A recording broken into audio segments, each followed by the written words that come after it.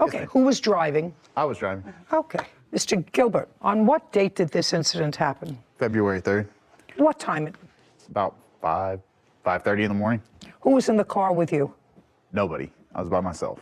I was going to pick up my son from his mother's house to take him to school.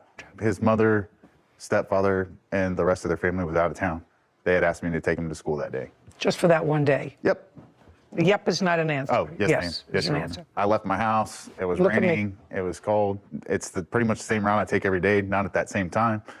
I was approaching a stop sign at an intersection by the plaintiff's house, and I seen, I guess, either a reflection or what I thought were lights headed in my direction, so I swerved. Okay. You were approaching a stop sign. Yeah, I was approaching an intersection.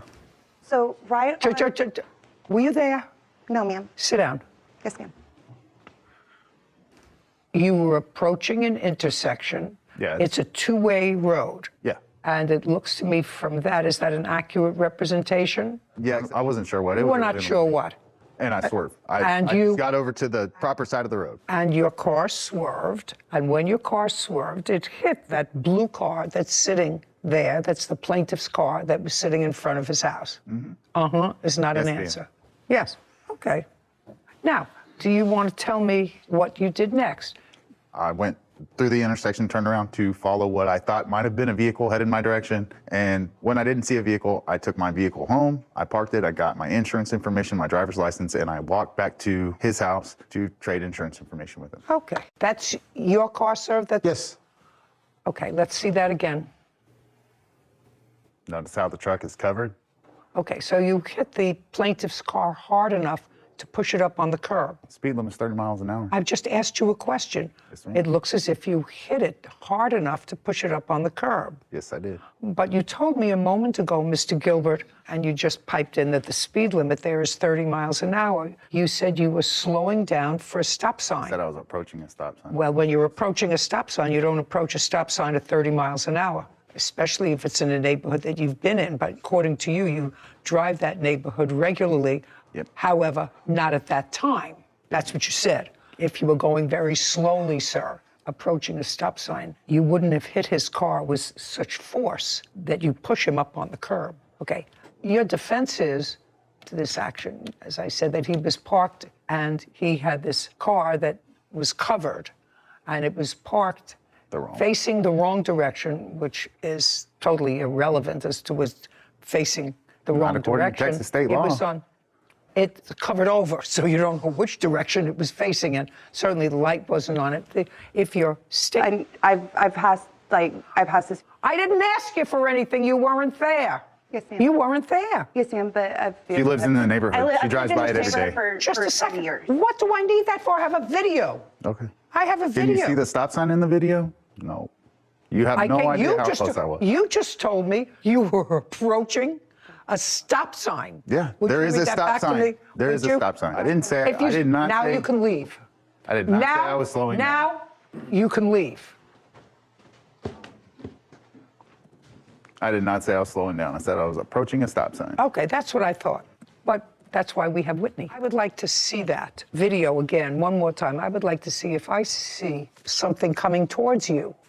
Actually, I don't see another vehicle coming towards you. Is that a truck parked there? It's a food truck behind it. It's like catty corner to his vehicle. There's a food trailer there that had all of the light, like right. A food truck on the other side of the street. Yes, ma'am. A food truck that you could see, but that's parked. Well, I assume since there was no actual lights coming, I assume maybe that's what light reflected off of. You don't assume anything. All you know is you saw something that made you swerve. Yes, ma'am. Whether it was there or not there. So, yeah, well, but that's a finable offense, Mr. Gilbert. That's a finable offense. If it doesn't cause an accident. No, I don't think it caused the accident. You caused the accident.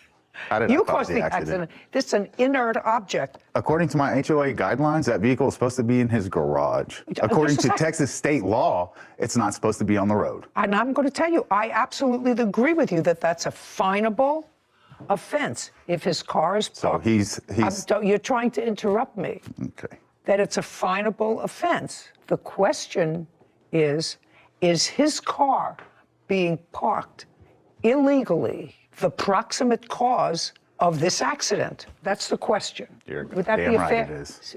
I didn't ask you a question unless you went to law school. Huh? No, unless you went to law school. Am I in the realm? You're closer to that, was Palsgraf versus Long Island Railroad. Because your car is moving, sir, and if you're approaching a stop sign, you're not supposed If to the be going. vehicle wasn't covered, you just a could see second. the reflectors that are on it. That's what they're there for.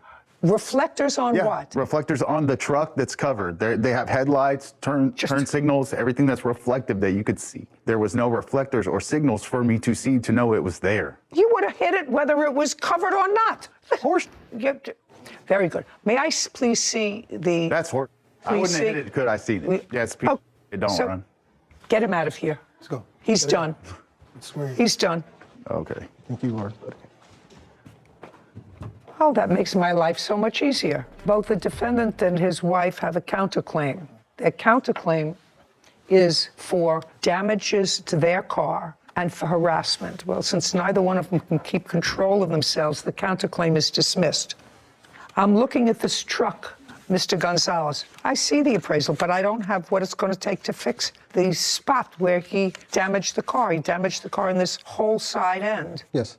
Where is a invoice for either the work you had done or an estimate to fix that part of the car that he injured? I cannot give that to you because Well, then I don't have it, the sir. vehicle is a classic. It's very hard to find that type of vehicle. Well, then what you're asking me is to guess, sir. I mean, where do you suggest that I conjure up a figure of $10,000 when you have a car that's a year old that has never been driven, that you take out and it's a Halloween ornament? I would be prepared to award you $2,000 to fix your car, because if you feel as if you would fare better in your local small claims court where this case came from, because I have dismissed their counterclaim, I will dismiss your case without prejudice and you can take it back to the lower court. Take your choice. I'll go ahead and take it from you. I know I'm not going to get anything from them. Very good. Judgment for the plaintiff in the amount of $2,000.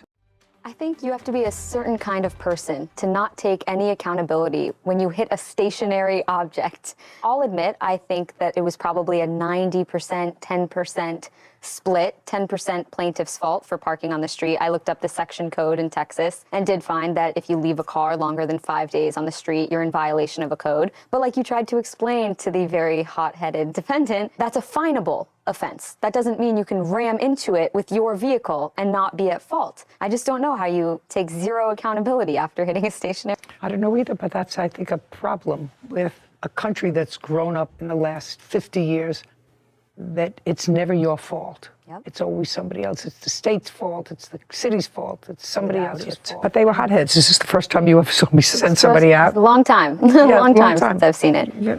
But when they're clearly not getting the message and they're being hostile, that's not the proper That's way what- to come to court. No. Especially when you're in the wrong.